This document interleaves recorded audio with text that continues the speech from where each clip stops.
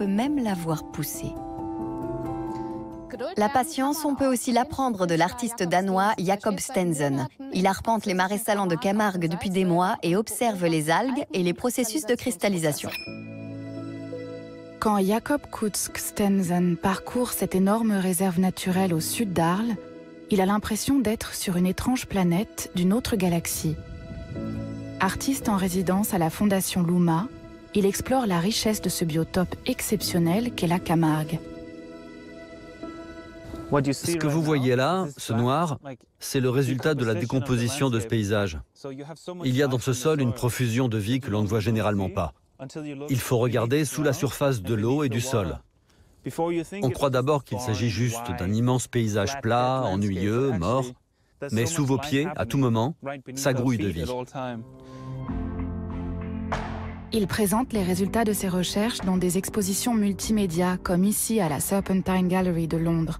Et il installe ses expériences de la nature à des endroits où d'habitude elles n'ont pas leur place. Des lieux d'art en pleine ville. Dans Catharsis, le public est immergé dans une forêt protégée d'Amérique du Nord. Il voit et il entend pousser les arbres. Deep Listener est consacré à des créatures que nous négligeons d'habitude, comme la libellule bleue, une espèce qui a 300 millions d'années. Avec l'aide d'une application de réalité augmentée, les visiteurs des jardins de Kensington peuvent suivre son cycle de vie.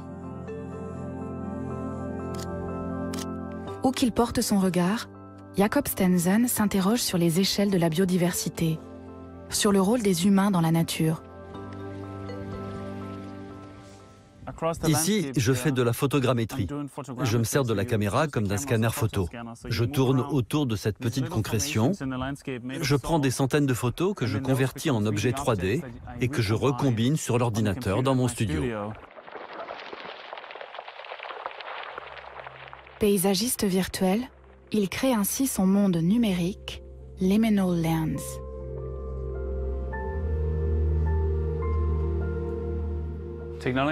La technologie peut nous aider à comprendre l'environnement, à nous connecter à lui autrement, à changer notre façon de voir et d'entendre. Avec la réalité virtuelle, on peut tout d'un coup voir comme voit un insecte, ou entendre des fréquences que les oreilles ne peuvent normalement pas percevoir. Reanimated nous emmène à Hawaï, dans l'environnement reconstitué d'un oiseau chanteur dont l'espèce s'est éteinte en 1987. L'artiste a ralenti le dernier chant, sans réponse, de cet oiseau, assez pour que nous en percevions toutes les fréquences. Stensen crée une nouvelle façon de préserver une nature menacée et d'en garder les traces. La technologie numérique nous permet d'immortaliser ces histoires et ces émotions. Et nous pouvons les archiver dans un format virtuel, inaltérable, qui survive à la mémoire de l'homme. Ces expériences personnelles de la nature sont la base de son travail. Voilà pourquoi chaque jour, il sort dans ce patrimoine paysager vieux de plusieurs siècles. Vous voyez comme c'est profond? Pour moi, c'est un paysage très poétique. C'est très beau. Stensen a passé 10 mois en recherche et en expertise. C'est de cette façon que nous devons découvrir son monde, en prenant le temps. La technologie influence de plus en plus notre comportement. Elle est souvent rapide et stressante.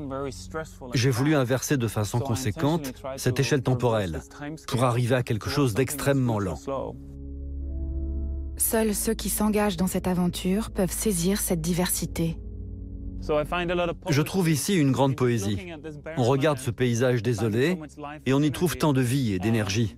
Je trouve ça très beau. En 2021, il va revenir présenter l'ensemble de son travail sur la Camargue au Luma d'Arles.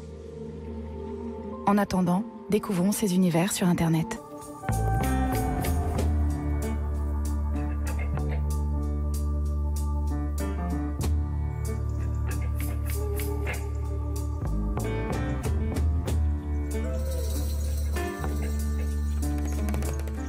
Notre bonheur est bien fragile.